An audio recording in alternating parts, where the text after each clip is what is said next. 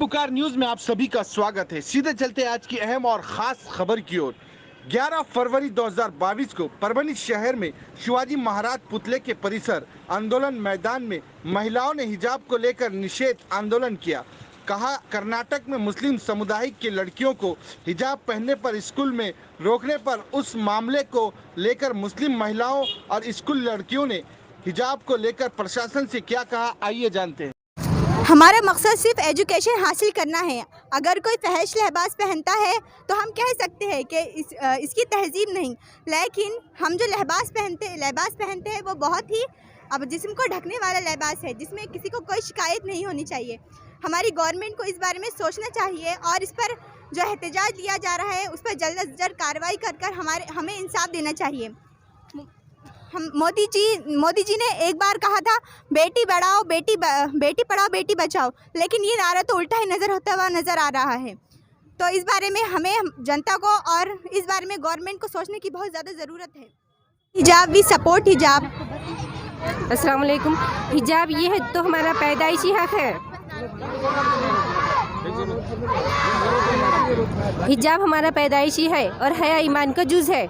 जिस तरह देखिए आप गंदी चीज़ों को ख़राब होने से बचाने के लिए जो अच्छी चीज़ें होती है उसे गंदा होने के लिए, उसे मक्खियों से बचाने के लिए उसे कोई कपड़ा डालकर या कोई बर्तन डालकर रखा जाता है, उस तरह हिजाब है। जिस तरह मतलब अपने आराए ज़ेबाइश को छुपाने के लिए ये हिजाब होता है ताकि गलत नज़र इस हिजाब पहनने वाले पर ना लगे।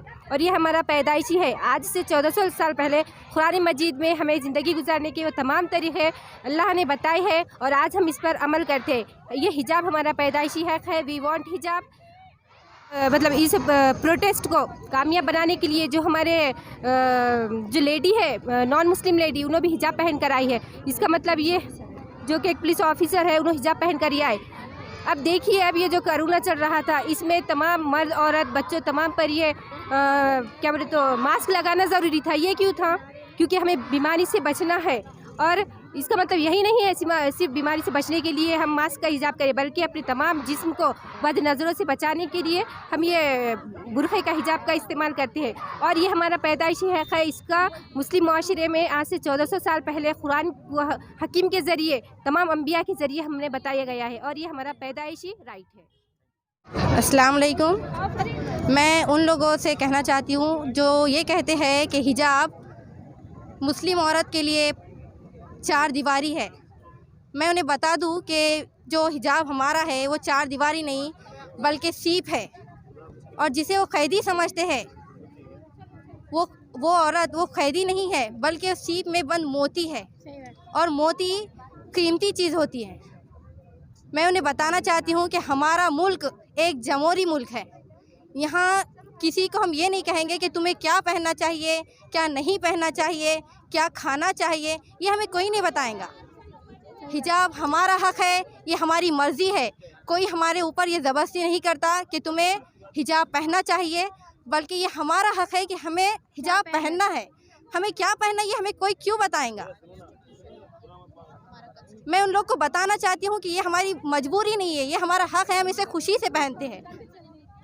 हमारा किसी का दबाव नहीं है, कुछ नहीं है। हम चाहे तो कभी पहन सकते, कुछ नहीं में निकलने का है। फोटो जितना हम लोग जितना हिजाब में ख़ुद को महफूज कर समझती है, इतना हम किसी और चीज़ में महफूज नहीं समझती।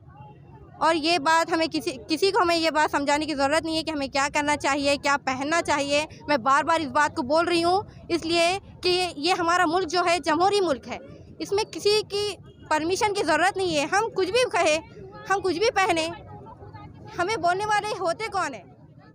बस इतना ही। अल्लाह। हिजाब आमची आबरू आहे, हिजाब आमची भावना आहे, हिजाब आमचा पर्दा आहे, हिजाब आमची ओढ़त आहे। पर्दा करो क्योंकि तुम किसी भाई की गैरत हो, पर्दा करो क्योंकि तुम किसी शौहर की इज्जत हो, पर्दा करो क्योंकि पर्दा हया का जेवर है, पर्दा करो क्योंकि पर्दे में औरत की शान है, पर्दा करो क्योंकि तुम कोई मामूली लड़की नहीं बल्कि इस्लाम की शहज़ादी हो। क्यों शहज़ादी मामूली नहीं, उसके पर्दे पर किसी की निगाह उठ जाए। Thank you. हम हिजाब के लिए कह रहे हैं क्योंकि जो शाहनवाज हुसैन जो अल्पसंख्यक के मंत्री, उन्होंने ये कहा है कि हिजाब उसमें कुरान में लिखा हुआ नहीं है, लेकिन ये गलत है। आप मंत्री साहब, आप एक बार कुरान शरीफ पढ़कर देखिए, तफसीर से पढ़िए, सूरह निसा पढ़कर देखिए, आपको पता चल जाएगा। और शहजाद साहब जो है बीजेपी के प्रवक्ता, उन्होंने भी ये कहा कि हिजाब नहीं चलेगा, हिजाब नहीं है लिखा कहीं। तो मैं आप दोनों से निवेदन करती हूँ कि आप कुरान शरीफ को सूरह निसा पढ़िए और उसके ऊपर हाँ, उसका तर्जुमा पढ़िए तो पता चलेगा आपको हिजाब की अहमियत क्या है। आपके घर की क्या सीनियर लेडीज़ जो है क्या पहले हिजाब नहीं पहनती थी, आप आज आए सियासत में और आपको पहले से क्या मालूम नहीं था कि हिजाब हमारे लिए कितना अहम है।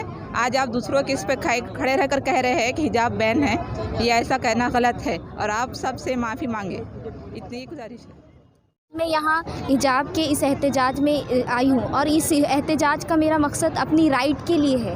मैं अपनी राइट के लिए, जो मेरी राइट है कि एजुकेशन इज़ माय राइट, हिजाब इज़ माय राइट। और यहाँ मैं कोई कम्युनिस्टलिज्म नहीं चाहती, हिंदू मुस्लिम, ये मेरा मकसद नहीं है। मेरा मकसद ये है कि एक पीस ऑफ क्लॉथ, यानी आपको एक पीस ऑफ क्लॉथ से इतना क्या मसला होने लगा है? क्या एक पीस ऑफ क्लॉथ हमारी एजुकेशन के बीच की रुकावट बन रहा है? ये बैरियर क्यों बना रहे हो आप? ये जबकि ये हमारा मुल्क एक डेमोक्रेसी मुल्क है, यहाँ पे डेमोक्रेटिक कंट्री है और इस डेमोक्रेटिक में हर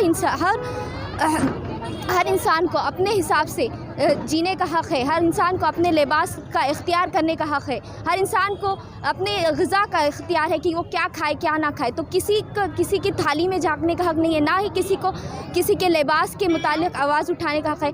ये एक जमहूरी मुल्क है और मेरी सिर्फ यही एहतजाज है। मैं सिर्फ यहाँ पर जैसे कि हम लोग सुप्रीम कोर्ट के ऑर्डर का इंतज़ार कर रहे हैं और सुप्रीम कोर्ट के ऑर्डर से आने के बाद ही पता चलेगा कि क्या नताइज आने वाले हैं। तो मेरी बस यही गुजारिश है कि हिजाब को कोई बैरियर ना समझे, इसे ना ही ये तालीम की हमारे लिए रुकावट ना बने।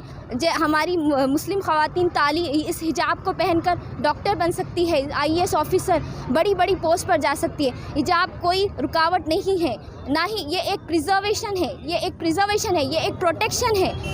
इस चीज़ से आप देख सकते हो कि जो लोग स्कर्ट पहनते हैं, जो लोग मिनी स्कर्ट से अलग अलग किस्म के जीन्स वो पहनते हैं, तो क्या उनमें रेप रेट कितना बढ़ता जा रहा है? तो क्या आप अगर उन्हें वही अगर लड़की पूरे कंप्लीट हिजाब में रहे तो आप इसे भी प्रोटेक्ट कर सकते हैं। जब मोदी जी बोलते हैं बेटी बचाओ बेटी पढ़ाओ, तो क्या तो इस चीज़ को इम्प्लीमेंटेशन नहीं हो रहा है। आज इस चीज़ का इम्प्लीमेंटेशन कहीं नज़र नहीं आ रहा है और बल्कि हर जगह इसे रुकावट बनाई जाती है और वही चाहते हैं कि हमारी एजुकेशनल राइट को हम रोका जाए। तो मेरी बस सुप्रीम कोर्ट से जल्द इल्तिजा है कि वो हमें हमारे हक़ दिला कर रहे। केलं जात आहे। मला मराठी तेवढी चांगली येत नाही, तरी पण मी प्रयत्न करते, कारण की आपण इथे महाराष्ट्रात राहतो तर आपल्याला यायलाच पाहिजे। तर मी हे सांगते की हे आजचा मुद्दा नाही आहे। म्हणजे हिजाब आम्ही 1400 वर्षापासून करत आहे मुस्लिम महिला आणि 75 वर्ष झाले आमचे ह्या भारतला आझाद होऊन, तरी पण आत्तापर्यंत कधी असा म्हणजे अशी आपली देशवासियांची विचारधारणा झाली नव्हती। पण आत्ता असलं काय झाला, म्हणजे असलं वातावरण कशामुळे निर्माण करण्यात येत आहे तेच कळत नाही।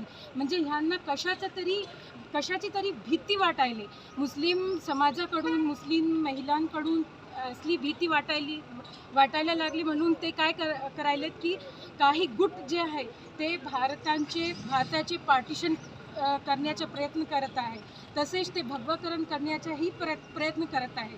आम्ही त्यांचे म्हणजे ते काय घालतात, कसे राहतात त्याच्या आम्हाला काही त्याच्याबद्दल बोलायचं नाही आहे।